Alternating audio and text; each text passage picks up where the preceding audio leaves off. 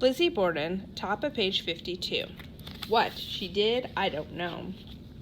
There was nothing left to do in the Borden house but go to bed. Alice Russell stepped outside to tell the nearest guard, Officer Joseph Hyde, that they were going to retire for the night and were locking the door. If the policeman needed anything, they could knock. Wearily, Emma and Lizzie Borden climbed the front stairs to their own bedrooms. Bridget Sullivan had retreated across the street to the home of Dr. Bowen's in-laws, bunking with their servant girl, while Alice, in a stalwart act of friendship, took the murdered couple's bedroom for the night. Uncle Morris, some would later whisper, slept in the very room where Miss Borden had been killed. This proved to be no more than a microwave rumor.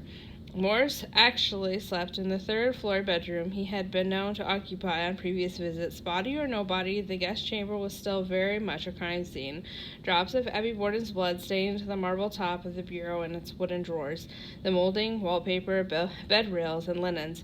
The blood-blackened carpet on which she'd lain at least was gone, pulled up, and put in the cellar with the victim's clothing. Sometime that day, the door between Lizzie's room and her parents' had been unhooked, connecting her now to Alice as well as Emma.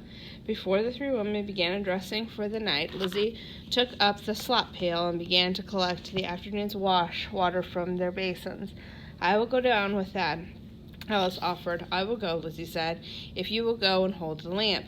Down the stairs and through the dark house they went, Alice in front with a kerosene lamp and Lizzie just behind with the pail. They could no longer avoid the sitting room with its blood-splattered doors and wall. It was either that or go through the dining room where Mr. and Miss Borden's corpses lay.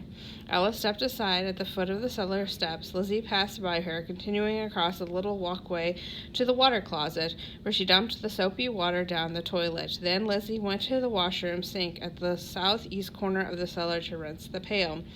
The light wavered a little. Alice was nervous now.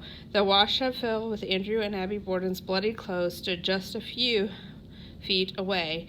Near stood the trio of hatchets and axes lay on the brick floor where the police had left them. Lizzie ran some clean water into the slop pail, and the two women went back the way they'd come. From his post at the end of the house, Officer Hyde had observed it all through the big black window, the light gliding toward him through the dark sitting room and kitchen before disappearing and reappearing in the cellar.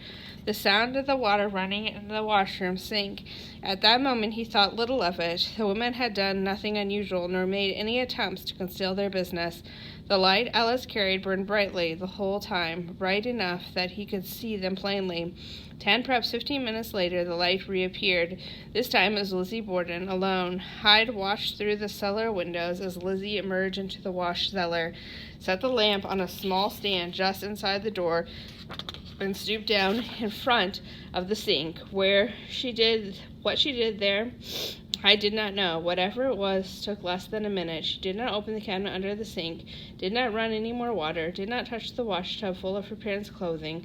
I knew the small pail of blood-stained clothes he had been soaking by the sink earlier that day must be right next to her, below his line of vision.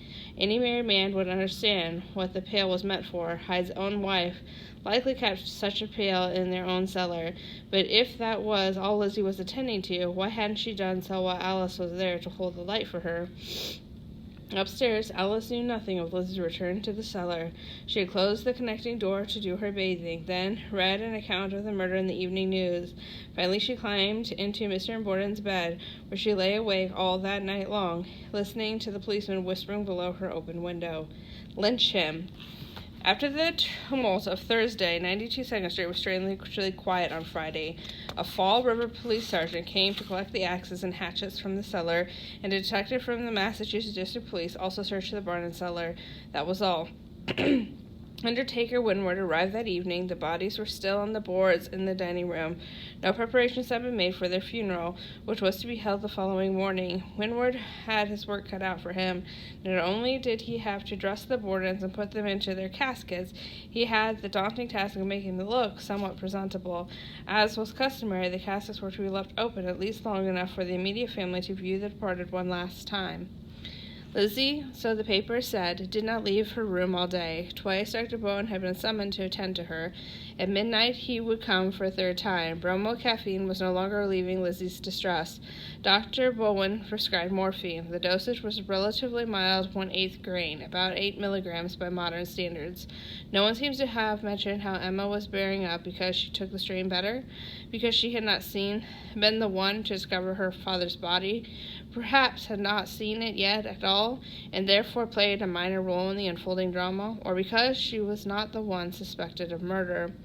Nothing but an arrest would soothe the nerves of the city itself. Everyone in Fall River was on edge.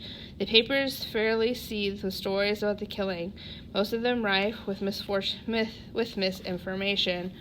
All anyone knew for certain was that a murderer roamed among them, and likely a thoroughly demented one, judging by the descriptions of the corpses. Horrible butchery, the headline said, hacked to pieces at their home, mutilated beyond recognition. All day long, a building crowd milled restlessly in 2nd Street, hungry for news. At almost any moment, startling developments may be given to the public. The front page of the New Bedford Evening Standard promised there would probably be no arrest until after the funeral, the paper said, hinting that the family was suspected. Other headlines were far more blunt. Suspecting the daughter, Lizzie. Members of the family are shadowed. The suspect's man, John versus Morse. The newspaper's fevered tone had thoroughly pervaded the streets by the time Uncle Morse stepped out of the house at 7 o'clock that evening. Apparently oblivious to the 600 to 1,500 people loitering on the street, a detective writer would hardly dare invent a more suspicious character than Lizzie's horse-trading uncle, John Vickham Morse, with his dark collar-length beard and eyes that seemed to want to bulge from their sockets. The afternoon before the killing he had turned up unexpectedly without as much as a toothbrush, in spite of the fact that he planned to visit for a number of days, and stayed the night in the very room where Miss Borden was found with the back of her skull cracked open. His original vocation, butcher. As he headed down 2nd Street for the post office, the throng followed, gaining size.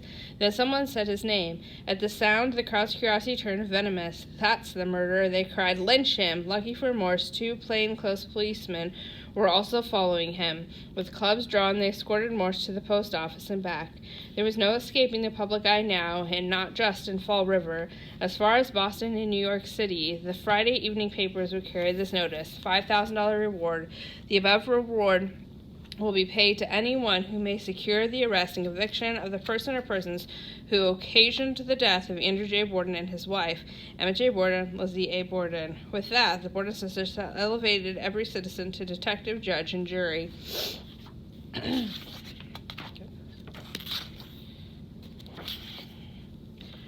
Her nerves were completely unstrung. Lizzie came downstairs Saturday morning in a black silk dress with beaded trim, her dark bonnet adorned with small flowers. No other mourners had arrived. Miss Holmes led her into the sitting room and up the identical caskets, cedar with 3 silver handles on each side. There, beside her father's casket, Lizzie Borden cried. Not only cried, but leaned over and kissed Mr. Borden's face. What could Undertaker Winward possibly have done to make such a thing possible? It was a perfectly simple solution. He turned Mr. Borden's head so that only the uninjured side showed. Morning dress. Newspapers took special note of Lizzie Borden's funeral attire, remarking that she was not in mourning, meaning that despite her obvious grief, her clothing did not follow the conventions of the day. In 1892, dressing for the funeral of an immediate family member was far more complicated than pulling a black dress from the closet. Very specific types of fabric, trimming, and jewelry were used as public emblems of grief, making the bereaved immediately recognizable. An orphan was expected to wear deep mourning black wool trimmed with crepe for a full year. Only then would silk with crepe trimmings become acceptable. So although Lizzie did wear black, it seems her dress was neither wool nor trimmed with the traditional crepe, a somber, lustreless fabric that, as the author of Lizzie Borden's own 1884 etiquette manual, Manners and Social Usages explains, is alone considered respectful to the dead. Lizzie and Emma also did not wear veils, mainstays of bereaved women. Either of these 2 omissions would have been enough to raise eyebrows. The service was small and private, only a few friends and relatives among them: Dr. and Miss Bowen, Miss Churchill, Abby Borden's stepmother, the widow Gray, Sister Priscilla, and dear half-sister Bertie, Andrew Borden's sister Luana, and cantankerous brother-in-law, Hiram Harrington, and of course Uncle John Morse. Reverend Buck and Reverend Dr. Adams read scriptures and prayers. There were no songs, no eulogies. Outside on Locust crammed the entire block. Nearly a dozen officers, overseen by Marshal Hilliard and Assistant Marshal Fleet, worked to hold back a crowd estimated at anywhere from 2,000 to 4,000 people as the front door of number 92 opened and the pair of caskets appeared. Borne by 12 of the town's most prominent businessmen, the caskets were draped in black broadcloth now. A plain wreath of green ivy was the only decoration for Andrew Borden. Upon Abby Borden's lay a circlet of white roses, sweet pea, and fern, tied up with a white satin ribbon. Victorian flower language. Whether for courtship, weddings, or funerals, flowers were not simply something pretty to look at. By the end of the 19th century, the Victorians had developed an extensive language of floral symbolism. Most of them associations are familiar to this day, such as red roses for romantic love or lilies for purity, but the Victorians went much further, combining multiple varieties and colors into bouquets capable of conveying complex messages.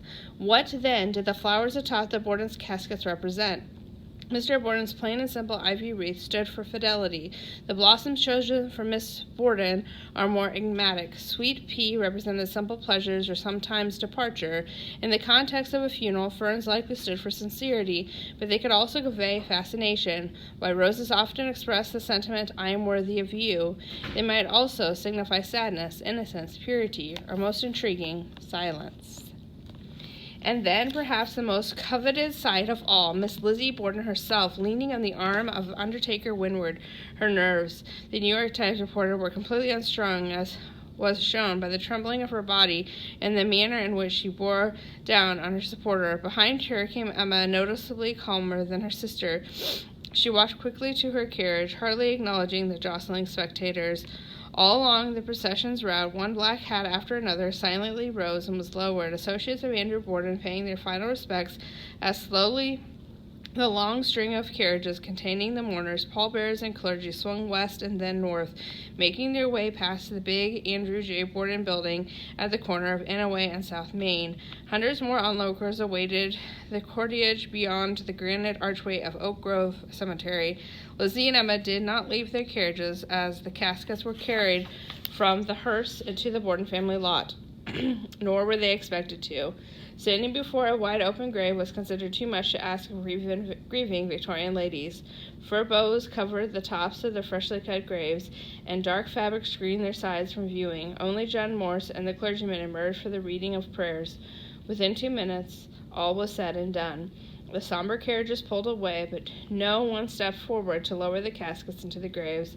Unbeknownst to Lizzie and Emma Borden, a message from Medical Examiner Dolan had arrived for Undertaker Windward at 92nd Street before the funeral service. His orders: "Do not enter the Borden's bodies," and said they were taken to the receiving vault. This large stone tomb, built into the side of a hill near the cemetery's entrance, was most often used to hold coffins through the winter months until the ground thawed sufficiently for burial. Andrew and Abby Borden's remains entered the receiving vault on August 6th. They would not leave for nearly 2 weeks.